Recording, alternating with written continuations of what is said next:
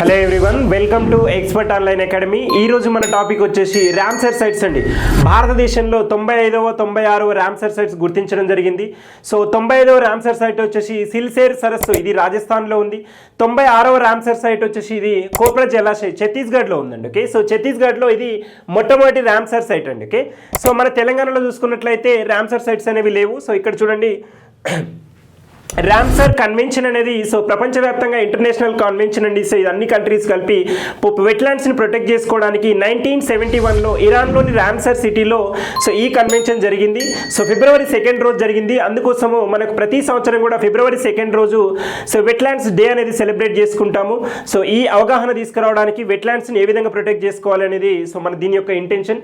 So మన India వచ్చేసి 1982 ఫిబ్రవరి 1 రోజు సో దీన్ని రాటిఫై చేయడం జరిగింది, ఈ కన్వెన్షన్ని.